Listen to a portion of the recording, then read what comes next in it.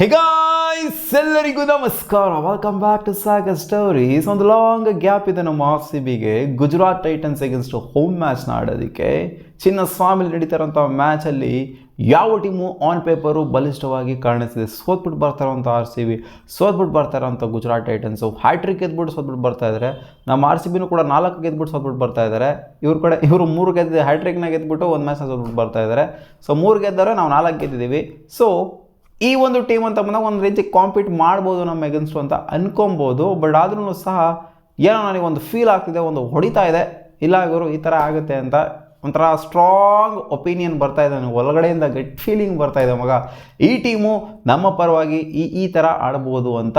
So scene ಹೆಂಗಿದೆ ಅಂತಂದರೆ playing 12ನ strongest playing 12ನ display ಮಾಡ್ತೀನಿ. ನಾನು ಯಾವುದೇ ಚೇಂಜಸ್ನ ಮಾಡೋದಕ್ಕೆ ಹೋಗಿಲ್ಲ. RCBನೂ ಕೂಡ ಅದೇ ಒಂದು 12ನ ಮೇಂಟೈನ್ ಮಾಡ್ತಾರೆ ಅಂತ ಅಂದ್ಕೊಂಡಿದ್ದೀನಿ.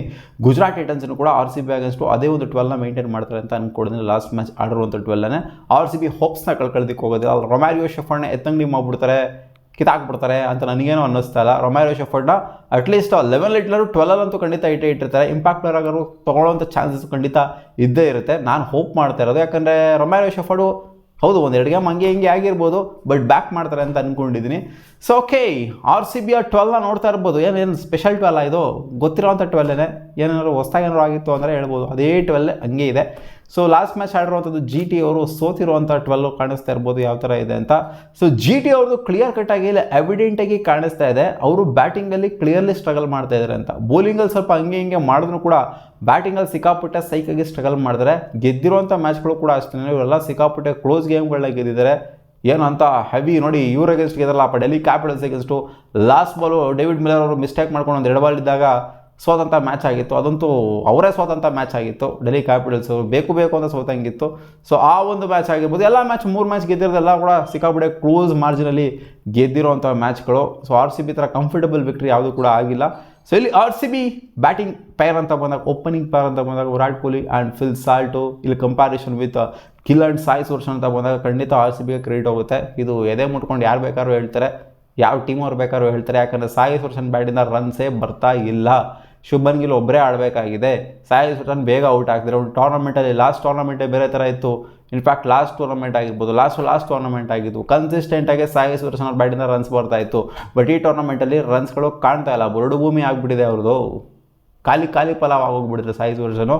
ಸೊ ಹೋಪ್ಸ್ ಏನು ಅಷ್ಟೇ, ಫಸ್ಟ್ ಬಾಲೇ ಔಟ್ ಆಗ್ತಾ ಇದ್ದಾರೆ ಅಲ್ಲಿ. ಸೊ ಇನ್ಕನ್ಸಿಸ್ಟೆಂಟ್ ಅಲ್ಲ, ಏನು ಕನ್ಸಿಸ್ಟೆನ್ಸಿನೇ ಇಲ್ಲ ಅಲ್ಲಿ. ಇನ್ಕನ್ಸಿಸ್ಟೆಂಟ್ ಇನ್ನಲ್ಲಿ ಬರುತ್ತೆ ಅಲ್ಲಿ, ಏನು ಬಂದಾಗ ಸಿಂಗಲ್ ಡಿಜಿಟ್ ಔಟ್ ಆಗ್ತಾ ಇದ್ದಾರೆ. So serious thing to worry ಆಗಿದೆ ಇವ್ರಿಗೆ. ಯಾಕಂದರೆ ಸಾಯಿ ಸುದರ್ಶನ್ ಬೇಜಾನ್ ರನ್ಸ್ಗಳು ನೋಡಿರೋ ಲಾಸ್ಟ್ 2 ಸೀಸನಿಂದ. ಸೊ ಇದು ಬಿಗ್ ಥಿಂಗ್ ಟು ವರಿ. ಖಂಡಿತ ಕಂಪ್ಯಾರಿಸನ್ ಮಾಡೋಕ್ಕಾಗಲ್ಲ. ಇವರ ಓಪನಿಂಗ್ ಪೇರ್ ಅಂತ ಬಂದಾಗ ನಮ್ಮ ಓಪನಿಂಗ್ ಪೇರ್ ಕಂಪ್ಯಾರಿಸನ್ ಮಾಡಿದ್ರೆ ಸಿಕ್ಕಾಪಟ್ಟೆ ಮುಂದೆ ಇದ್ದಾರೆ.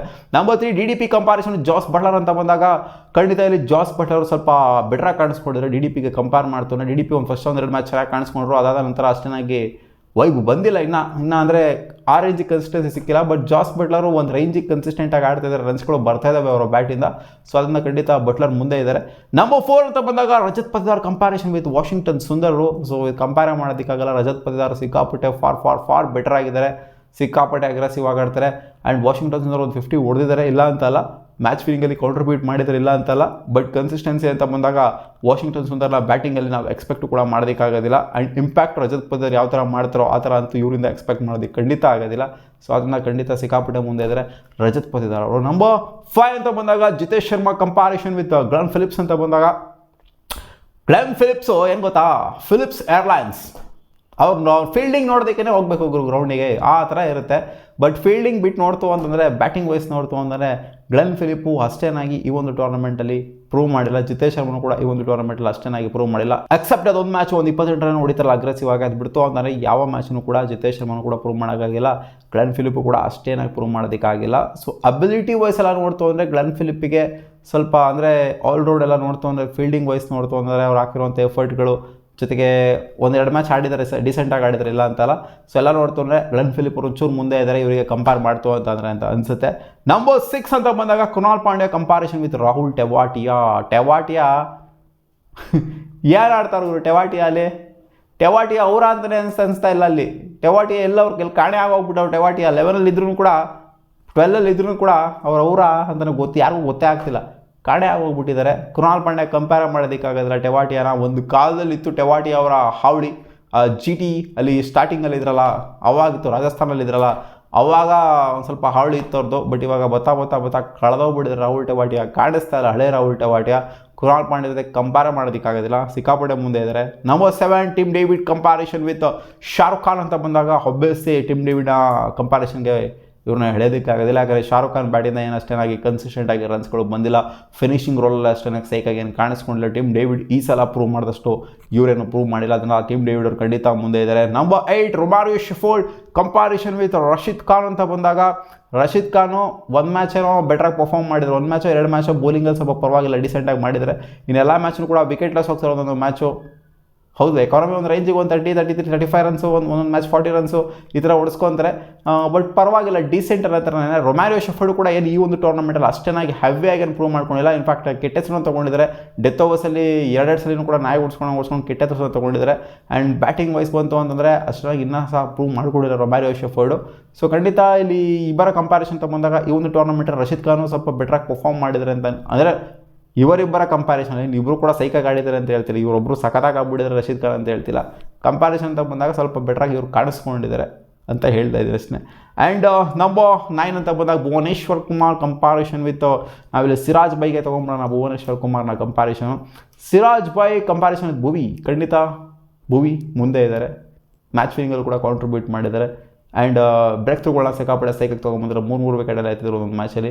ಸಿರಾಜ್ ಭಯ್ಯ ಆ ಒಂದು ಲ್ಯಾಕ್ ಮಾಡ್ತಾರೆ, ಒಂದು ಕನ್ಸಿಸ್ಟೆನ್ಸಿನ ಲ್ಯಾಕ್ ಮಾಡ್ತಾ ಇದ್ದಾರೆ. ಒಂದೊಂದು ಮ್ಯಾಚ್ ಓಡಿಸ್ಕೊತಾರೆ, ಒಂದೊಂದು ಮ್ಯಾಚ್ ಸಕ್ಕತ್ತಾಗಿ ಬೆಟ್ರಾಗಿ ಪರ್ಫಾರ್ಮ್ ಮಾಡ್ತಾರೆ. ನೋಡಿ ಲಾಸ್ಟ್ ಮ್ಯಾಚು ಎಕನಾಮಿಕಲ್ ಸ್ಪೆಲ್ ಆಗೋದು, ಒಂದೊಂದು ಮ್ಯಾಚ್ ಚೆನ್ನಾಗಿ ಓಡಿಸ್ಕೊತಾರೆ. ಬಟ್ ಯಾರು ಪರವಾಗಿಲ್ಲ, ಇರೋದ್ರಲ್ಲಿ ಎಕನಾಮಿಕಲ್ ಸ್ಪೆಲ್ಲ ಮಾಡ್ತಾ ಇದ್ದಾರೆ. ಇವರ ಒಂದು ಬೌಲಿಂಗ್ ಯೂನಿಟ್ನ ನೋಡ್ತಾ ಬಂದಾಗ, ಜಿ ಟಿ ಅವರ ಬೌಲಿಂಗ್ ಯೂನಿಟ್ ನೋಡ್ತಾ ಬಂದಾಗ ವಿಕೆಟ್ಸ್ ಅಷ್ಟು ಚೆನ್ನಾಗಿ ಎತ್ತುತ್ತಾ ಇಲ್ಲ. ಬಟ್ ಎಕಾನಮಿ ಅಂತ ಬಂದಾಗ ಚೆನ್ನಾಗಿ ಮೈಂಟೈನ್ ಮಾಡ್ತಾರೆ ಸಿರಾಜ್ ಬೈ. ವಿಕೆಟ್ಸು ಕೂಡ ಇದ್ರ ಜೊತೆಗೆ ಎತ್ಬಿಡ್ತು ಅಂತಂದರೆ ಇನ್ನೂ ಸಿಕ್ಕಾಪಟ್ಟೆ ಬೆಟರ್ ಆಗಿರುತ್ತೆ. ಬಟ್ ಭುವಿ ಅಂತೂ ಮುಂದೆ ಇದ್ದಾರೆ ವಿಕೆಟ್ಸ್ ಜಾಸ್ತಿ ಎತ್ತಿರೋದ್ರಿಂದ. ಇಲ್ಲಿ number 10 comparison Josh Hazlewood comparison with Rabada ಅಂತ ಬಂದಾಗ ರಬಾಡ ಅವರು ಈ ಒಂದು ಟೂರ್ನಮೆಂಟಲ್ಲಿ ನನ್ನ ಅನಿಸಿಕೆ ಪ್ರಕಾರ ಮುಂದೆ ಇದ್ದಾರೆ ಅಂತ ಅನ್ನಿಸ್ತಾ ಇದೆ. ಯಾಕೆ ಅಂತಂದರೆ ನೋಡಿ ಲಾಸ್ಟ್ ಮ್ಯಾಚು 3 ವಿಕೆಟ್ನ ಪೋಪ್ಲಲ್ಲೇ ಎತ್ಬಿಟ್ರು. ಸೊ ಬ್ರೇಕ್ ಥ್ರೂಗಳನ್ನ ಸಿಕ್ಕಾಪಟ್ಟೆ ಸೈಕಾಗಿ ತೊಗೊಂಬಂದಿರೋದ್ರಿಂದ ರಬಾಡ ಅಂತೂ ಖಂಡಿತ ಕ್ಲಿಯರ್ ಕಟ್ಟಾಗಿ ಮುಂದೆ ಇದ್ದಾರೆ. ಕಂಪ್ಯಾರಿಸನ್ ಅಷ್ಟೇನಾಗಿ ಮಾಡೋದಕ್ಕಾಗಲ್ಲ ಜಾಶ್ ಹ್ಯಾಸಲ್ವುಡ್ ಜೊತೆಗೆ, ಯಾಕಂದರೆ ಇವರು ಅಷ್ಟು ಮ್ಯಾಚು ಕೂಡ ಆಡಿಲ್ಲ. ಆ್ಯಂಡ್ ರಬಾಡ ಅವರು ಸಿಕ್ಕಾಪಟ್ಟೆ ಪ್ರೂವ್ ಮಾಡಿದ್ದಾರೆ ಒಂದು ಟೂರ್ನಮೆಂಟಲ್ಲಿ. ರಸಿಕ್ ಸಲಾಮ್ದಾರ್ ಕಂಪ್ಯಾರಿಸನ್ ವಿತ್ ಅಶೋಕ್ ಶರ್ಮಾ ಅಂತ ಬಂದಾಗ ರಸಿಕ್ ಸಲಾಮ್ದಾರ್ ಎಕನಾಮಿಕಲ್ ಸ್ಪೆಲ್ನ ಮಾಡ್ತಾರೆ, ಜೊತೆಗೆ ವಿಕೆಟ್ಸ್ನ ಎತ್ತುವಂಥ ಅಬಿಲಿಟಿ ಇದೆ. ಇವರು ಹೊಡ್ಸ್ಕೊಂತಾರೆ ಒಂದೊಂದ್ಸಲಿ ಅಶೋಕ್ ಶರ್ಮಾ ಅವರು. ಬಟ್ ಸಿಕ್ಕಾಪಟ್ಟೆ ಒಂದು ರಾಕ್ ಪೇಸ್ ಇದೆ ಅವ್ರ ಹತ್ರ. ಸೊ ಅದು ಒಂದು ಸ್ವಲ್ಪ ಅಡ್ವಾಂಟೇಜ್ ಆದರೂ ಆಗ್ಬೋದು, ಕೆಲವೊಂದು ಟೈಮ್ ಅದು ಮುಳುವಾಗುವಂಥ ಚಾನ್ಸಸ್ ಕೂಡ ಇರುತ್ತೆ. ಬಟ್ ಕರೆಂಟ್ ಪೊಸಿಷನ್ಸ್ನ ನೋಡ್ತಾ ಬಂದಾಗ ರಸಿಕ್ ಸಲಾಮ್ದಾರ್ ಚೆನ್ನಾಗಿ ಪರ್ಫಾರ್ಮ್ ಮಾಡಿದರೆ ಕೊಟ್ಟಿರೋಂಥ ಅವಕಾಶದಲ್ಲಿ ಇವರಿಗೆ ಕಂಪೇರ್ ಮಾಡ್ತು ಅಂತಂದಾಗ ಸೊ ಅದರಿಂದ ಸ್ವಲ್ಪ ಮುಂದೆ ಕಾಣಿಸ್ತದೆ. ಸುಯಾಶ್ ಶರ್ಮಾ ಕಂಪೇರ್ ಮಾಡೋಕ್ಕಾಗಲ್ಲ ಇಲ್ಲಿ. ಅದೇ ವಾಷಿಂಗ್ಟನ್ ಸುಂದರ್ ಜೊತೆ ಕಂಪೇರ್ ಮಾಡೋಕ್ಕಾಗುತ್ತೆ ಅಷ್ಟೇ. ವಾಷಿಂಗ್ಟನ್ ಸುಂದರ್ ನೋಡಿ, ವಾಷಿಂಗ್ಟನ್ ಸುಂದರ್ನ ಏನೋ ಕಾಡಿಸಿದ್ರೆ ಅಂತಲೇ ಗೊತ್ತಾಗ್ತಿಲ್ಲ. ಅಲ್ಲಿ ಬ್ಯಾಟಿಂಗಲ್ಲೂ ಕೂಡ ಒಂದೇ ಮ್ಯಾಚ್ ಕಾಂಟ್ರಿಬ್ಯೂಟ್ ಮಾಡಿರೋದು, ಜೊತೆಗೆ ಬೌಲಿಂಗಲ್ಲೂ ಕೂಡ 1 ಓವರ್ 2 ಓವರ್ ಕೊಡ್ತಾರೆ ಅಷ್ಟೇ ಬೌಲಿಂಗ್ ಅವರಿಗೆ. ಈ ಕಡೆಯಿಂದ ಅವರು ಸ್ಪಿನ್ನು ಸ್ಟ್ರೆಂಥನ್ ಆಗಿದೆ ಅಂತ ನನಗೆ ಅನ್ನಿಸ್ತಿಲ್ಲ. ರಶೀದ್ ಖಾನ್ ಆಗಿರ್ಬೋದು, ವಾಷಿಂಗ್ಟನ್ ಸುಂದರ್ ಆಗಿರ್ಬೋದು, ಇವರ ಸ್ಪಿನ್ ಡಿಪಾರ್ಟ್ಮೆಂಟ್ ಇದೆ ನನಗೆ ಅನ್ಸ್ಟೇಬಲ್ ಆಗಿ ಕಾಣಿಸ್ತಾ ಇದೆ. ಯಾಕಂದರೆ ನೋಡಿ ಕೃಣಾಲ್ ಪಾಂಡ್ಯ ಮತ್ತು ಸುಯಾಶು ಸಖತ್ತಾಗಿ ಕಾಣಿಸ್ಕೊಂಡಿದ್ದಾರೆ ನಮ್ಮ RCB ಕಡೆ. ಇಬ್ಬರು ಕೂಡ ಮಸ್ತ್ ಸ್ಪಿನ್ನರ್ಸು. ಇವ್ರ ಕಡೆ ಅನ್ಸ್ಟೇಬಲ್ ಆಗಿ ಕಾಣಿಸ್ತಿದೆ. ಆ್ಯಂಡ್ ಇವ್ರ ಕಡೆ ಸ್ವಲ್ಪ ಸ್ಟ್ರಾಂಗ್ ಆಗಿ ಕಾಣಿಸ್ತಾ ಇರೋದು ಇವರ ಪೇಸ್ ಅಟ್ಯಾಕು. ಪ್ರಸಿದ್ಧ ಕೃಷ್ಣ ಇದ್ದಾರಲ್ಲ, ಜೊತೆಗೆ ಸಿರಾಜ್ ಭಯ್ಯ ಇದ್ದಾರೆ, ರಬಾಡ ಇದ್ದಾರೆ. ಸೊ ಈ 3 ಜನ ಇವರ ಮೇನ್ ಸ್ಟ್ರೆಂತು. ಅಶೋಕ್ ಶರ್ಮಾ ಇದಕ್ಕೆ ಆ್ಯಡ್ ಆನ್ ಆಯಿತು ಅಂದರೆ 4 ಜನ ಮೇನ್ ಸ್ಟ್ರೆಂತು ಅಂತ ಹೇಳ್ತೀನಿ. ಇವರ ಟೀಮಲ್ಲೇ ಇವರ ಬೌಲಿಂಗ್ ಯೂನಿಟ್ ಅಂತ ಬಂದಾಗ ಇವರ ಪೇಸ್ ಅಟ್ಯಾಕೇ ನನಗೆ ಸ್ಟ್ರೆಂತನ್ನಾಗಿ ಕಾಣಿಸ್ತಾ ಇರೋದು. ಸ್ವಲ್ಪ ಇಲ್ಲ ಮ್ಯಾಚ್ ಗೆಲ್ತು ಅಂತಂದರೆ ಇದು ಇವರ ಪೇಸರ್ಸಿಂದನೇ ಆಗಿರುತ್ತೆ ಅಂತ ಅನ್ನಿಸ್ತಾ ಇದೆ. ಇನ್ ಕೇಸ್ ಏನಾದ್ರು ಗೆಲ್ತು ಅಂತಂದರೆ ಗೆಲ್ಲೋದು ಅಸಾಧ್ಯ ಥರನೇ ಕಾಣಿಸ್ತಾ ಇದೆ ನನಗೆ. ಈ ಕಾಂಟೆಸ್ಟ್ ಏನಿದೆ ಇದು 80-20 ಕಾಂಟೆಸ್ಟ್ ಅಂತ ಹೇಳ್ತೀನಿ. LSG ಅಗೇನ್ಸ್ಟ್ 70-30 ಕಾಂಟೆಸ್ಟ್ ಅಂತ ಹೇಳಿದೆ. ಇದು 80-20 ಇದೆ. 80% RCB, 20% ಗುಜರಾತ್ ಟೈಟನ್ಸ್ ಕಡೆ ಇದೆ. ಒಂದು ವೇಳೆ ಇವರೇನಾದರೂ ಗೆಲ್ತು ಅಂದರೆ ಅದು ನನ್ನ ಪ್ರಕಾರ ಆಗಿರುತ್ತೆ ಇವರ ಪೇಸ್ ಅಟ್ಯಾಕಿಂದ. ಇವರ ಸ್ಪಿನ್ ಅಟ್ಯಾಕಿಂದ ಅಂತೂ ಖಂಡಿತ ಗೆಲ್ಲೋದಕ್ಕಾಗೋದಿಲ್ಲ. ಆ್ಯಂಡ್ ಇವರ ಮಿಡ್ಲ್ ಆರ್ಡ್ರಿಂದ ಅಂತೂ ತ್ರಿಪುರ್ಲಾ ಗೌಡ್ರು ಗೆಲ್ಲೋದಕ್ಕಾಗೋದಿಲ್ಲ. ಅದೇ ಇವರ ಟಾಪ್ ಆರ್ಡರ್ ಟಾಪ್ 3 ಏನಿದ್ದಾರೆ, ಟಾಪ್ 3ನ ಗಣನೆಗೆ ತಗೊಂತು ಅಂದರೆ ಸಾಯಿ ಸುದರ್ಶನ್ ಯಾವಾಗ ಒಂದೊಂದು ಟೈಮಿಗೆ ಫಾರ್ಮಿಗೆ ಬಂದರು ಅಂತ ಅಂದ್ಕೊಳ್ಳಿ. ಟಾಪ್ 3 ಇವರ ಮೈನ್ ಸ್ಟ್ರೆಂತ್ ಆಗಿದ್ದಾರೆ. ಇನ್ ಕೇಸ್ ಆ ಟಾಪ್ 3 ಅಬ್ಬರ ಮಾಡ್ತು ಅಂತಂದರೆ, ಅಥವಾ ಇವರ ಪೇಸಸ್ ಅಬ್ಬರ ಮಾಡ್ತು ಅಂದರೆ ಮಾತ್ರ ಗೆಲ್ಲೋದಕ್ಕಾಗೋದು. ಇವರ ಮಿಡಲ್ ಆರ್ಡರ್ ಬಗ್ಗೆ ನನಗೆ ಕಾನ್ಫಿಡೆನ್ಸ್ ಇಲ್ಲ. ಆ್ಯಂಡ್ ಇವರ ಸ್ಪಿನ್ ಅಟ್ಯಾಕ್ ಬಗ್ಗೆ ನನಗೆ ಕಾನ್ಫಿಡೆನ್ಸ್ ಇಲ್ಲ. ಸೊ RCBಗೆ ಕಂಪ್ಯಾರಿಸನ್ ಅಂತ ಬಂದಾಗ ಖಂಡಿತ ಸಿಕ್ಕಾಪಟ್ಟೆ ಮುಂದೆ ಇದ್ದಾರೆ. ಲಕ್ನೋ ಸೂಪರ್ ಜೈಂಟ್ಸ್ಗಿಂತ ಇನ್ನೊಂದು ಸ್ವಲ್ಪ ಹಿಂದೆನೇ ಇದ್ದಾರೆ ಅಂತ ಹೇಳ್ತೀನಿ GT ಅವರು. ಅದರಿಂದ 80-20 ಕಾಂಟೆಸ್ಟ್ ಅಂತ ಹೇಳ್ತಿದ್ದೀನಿ. ನಿಮ್ಮ ಪರ್ಸ್ನಲ್ ಅಭಿಪ್ರಾಯ ಏನಪ್ಪ? ಎರಡೂ ಕೂಡ ಸೋಲ್ಬಿಟ್ಟು ಬರ್ತಾರೆ ಒಂದು ಟೀಮು.